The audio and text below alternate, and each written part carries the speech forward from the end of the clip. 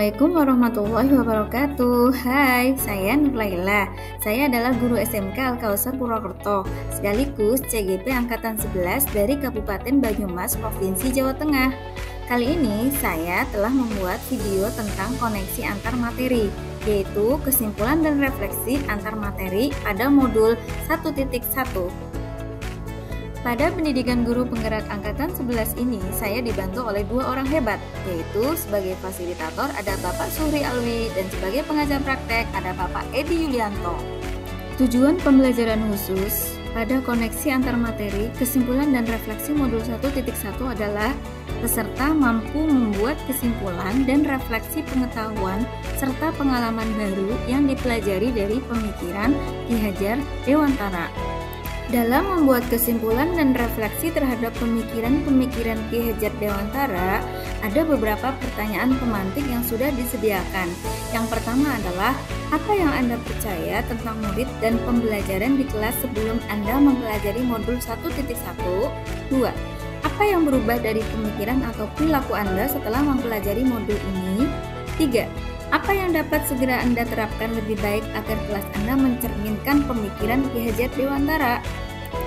Ki Hajar Dewantara membedakan kata pendidikan dan pengajaran dalam memahami arti dan tujuan pendidikan. Menurut Ki Hajar Dewantara, bahwa pengajaran adalah bagian dari pendidikan.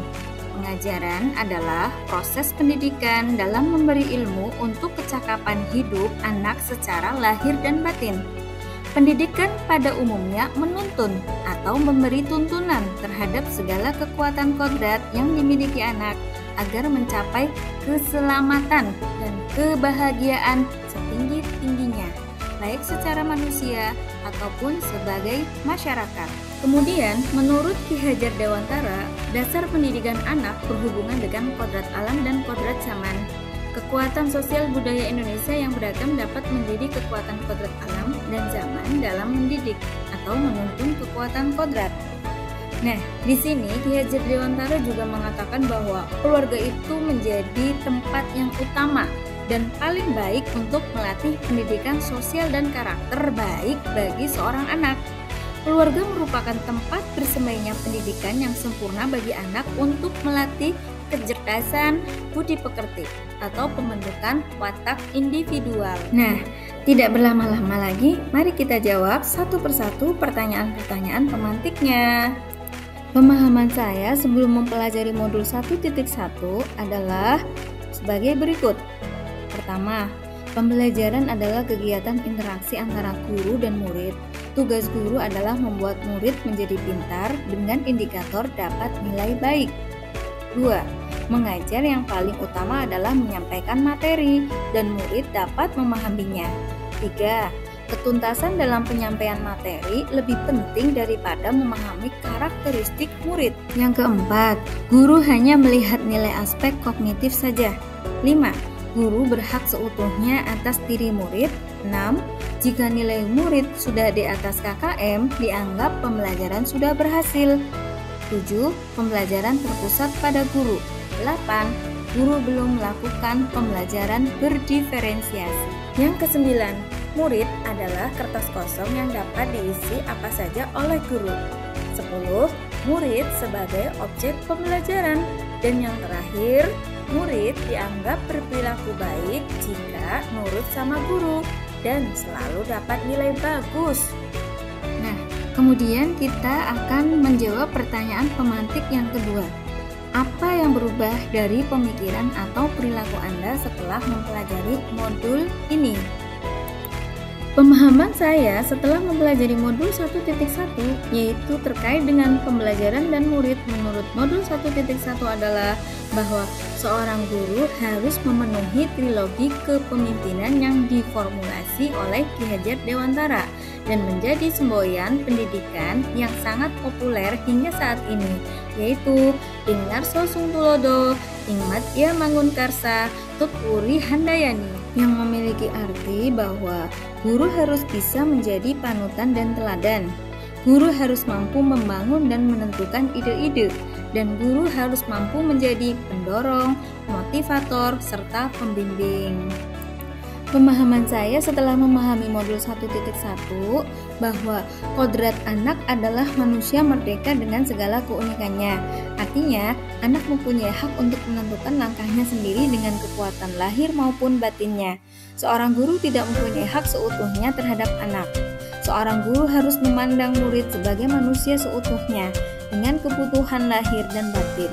Pembelajaran bukan hanya berorientasi pada kecakapan berpikir, tetapi juga mendampingi murid mengembangkan kekuatan batinnya, yaitu sosial, emosi, empati, dan sebagainya. Pembelajaran harus memperhatikan kodrat keadaan anak, baik kodrat alam maupun kodrat zaman.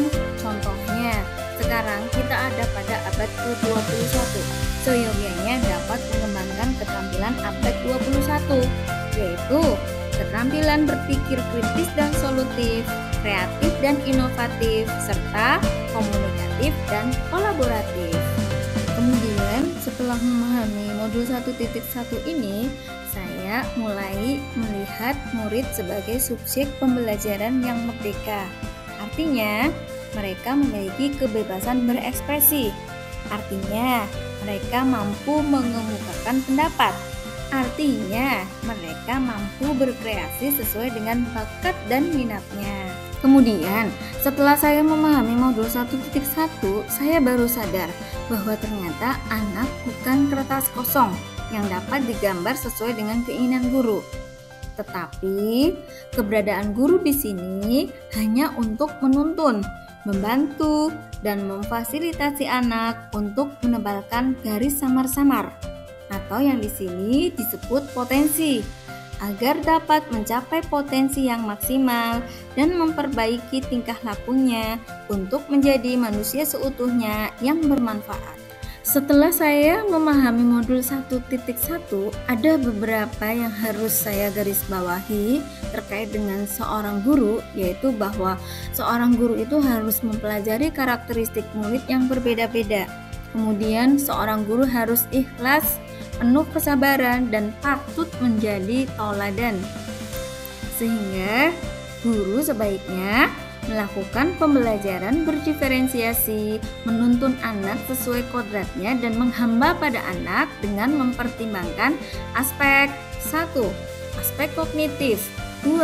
Aspek afektif, 3. Aspek psikomotorik, 4. Aspek spiritual, 5. Aspek sosial, dan ke-6 aspek budaya. Kemudian kita memasuki pertanyaan pemantik yang ketiga. Apa itu? Yaitu apa yang dapat segera Anda terapkan lebih baik agar kelas Anda mencerminkan pemikiran Ki Hajar Dewantara.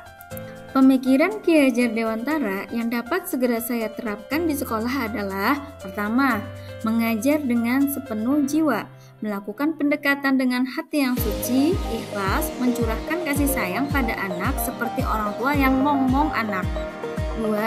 Mengajar dengan penuh semangat, karena semangat dari guru akan terbawa anak sampai dewasa dengan segala peran dalam kehidupannya. 3. Menghormati segala potensi dan bakat anak dengan berbagai apresiasi atas pencapaiannya. 4. Menghormati segala keistimewaan yang ada pada anak dengan memberikan kenyamanan dan keamanan di kelas.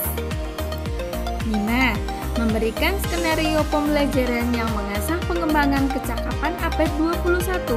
Contohnya, model pembelajaran problem based learning dan project based learning.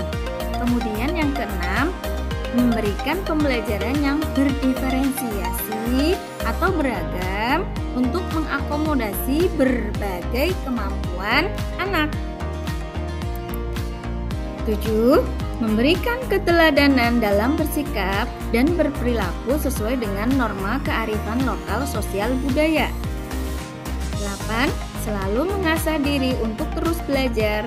Tidak ada kata berpuas diri dalam belajar, karena belajar adalah aktivitas sepanjang hayat. Demikianlah pemaparan koneksi antar materi modul 1.1 ini.